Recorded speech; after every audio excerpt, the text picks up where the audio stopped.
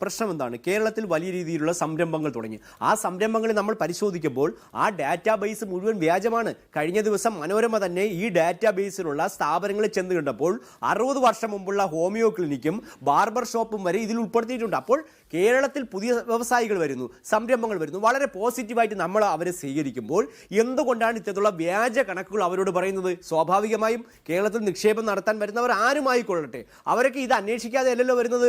കേരളത്തിൽ എവിടെയെല്ലാം നല്ല പുതിയ വ്യവസായം കഴിഞ്ഞ വർഷങ്ങളിൽ നടന്നു, അതിൽ എന്തെല്ലാം ഔട്ട്പുട്ട് ഉണ്ടായി, അപ്പോൾ കേരളത്തിൽ എന്തെല്ലാം നേട്ടങ്ങൾ വ്യവസായികൾക്കും കേരളത്തിനും ഉണ്ടായി. അപ്പോൾ അങ്ങനെ ഇതിനെയെല്ലാം ചേർത്ത് നിരീക്ഷിച്ച് വ്യവസായികൾ പണം മുടക്കാൻ വരുമ്പോൾ അവർക്ക് കിട്ടുന്ന ഒരു നെഗറ്റീവ് ചിത്രമല്ലേ?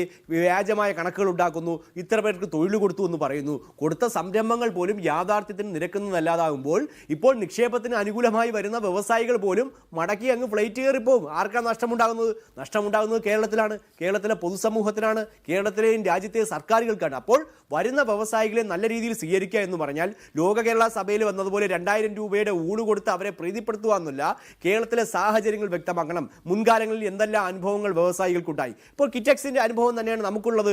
11 ഏജൻസികളെ വച്ച് അവർക്കുള്ള എല്ലാ പ്രതിബന്ധങ്ങളും ഉണ്ടാക്കിക്കൊണ്ട് അവിടെ ചവിട്ടി പുറത്താക്കുന്നത് പോലെ കേരളത്തിൽ നിന്ന് അവരെ ആട്ടിപ്പായിച്ചു. ഇതെല്ലാം അവരുടെ കമ്പനി ഇപ്പോഴും കിഴക്കമ്പലത്തുണ്ട്, പ്രവർത്തിക്കുന്നുണ്ട്.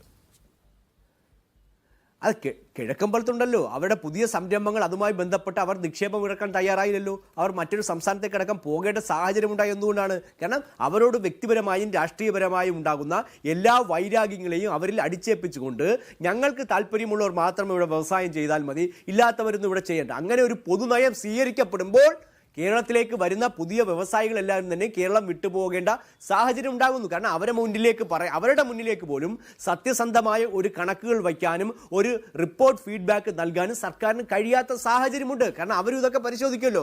അവർ കേരളത്തിൽ മാത്രമല്ലല്ലോ വ്യവസായം നടത്തുന്നത്. നമ്മുടെ പരിമിതമായ പ്രകൃതിയുടെ സൗകര്യങ്ങളിൽ നിന്നുകൊണ്ട് വരുന്നവരെ മുഴുവൻ ചവിട്ടി പുറത്താക്കാൻ സർക്കാർ നടപടി സ്വീകരിക്കാതിരുന്നാൽ മതി, അവരുടെ നയം മാറ്റിവെച്ചാൽ മതി. കേരളത്തിലെ ഇടതുപക്ഷ ട്രേഡ് യൂണിയൻ സംഘടനകൾ നേരത്തെ പറഞ്ഞതുപോലെ എത്രയെത്ര വ്യവസായങ്ങൾ അവർ തച്ചു തകർത്തിട്ടുണ്ട്.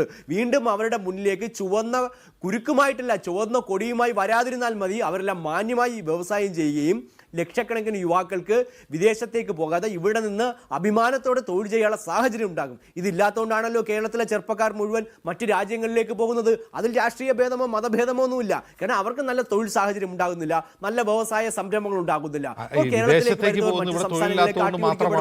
അങ്ങനെയാണെങ്കിൽ ഈ നമ്മളിപ്പോൾ ഈ 2-3 വിമാനങ്ങൾ അമേരിക്കയിൽ നിന്ന് വന്നു, ഇല്ലീഗൽ മൈഗ്രേഷൻ നടത്തിയ ആളുകളുടെ ഏത് സംസ്ഥാനത്തു നിന്നുള്ള ആൾക്കാരായിരുന്നു കൂടുതൽ?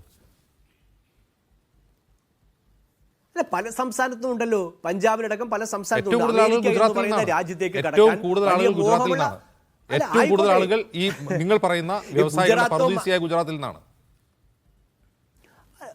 അല്ല, ഗുജറാത്തോ മധ്യപ്രദേശോ ഉത്തർപ്രദേശോ പഞ്ചാബോ എന്നല്ലല്ലോ വിഷയം. അമേരിക്ക എന്ന് പറയുന്ന വലിയ രാജ്യത്തേക്ക് ഏതെങ്കിലും വിധത്തിൽ നമ്മുടെ വിഷയമല്ലെങ്കിൽ പോലും എത്തിച്ചേരുക എന്നുള്ളത് പലരുടെയും സ്വപ്നമാണ്. അത് ഇവിടെ തൊഴിലില്ലാഞ്ഞിട്ടോ ഒന്നുമല്ല. അവർ 50 ലക്ഷം മുടക്കിയവരുണ്ട്, 1 കോടി മുടക്കിയവരുണ്ട്.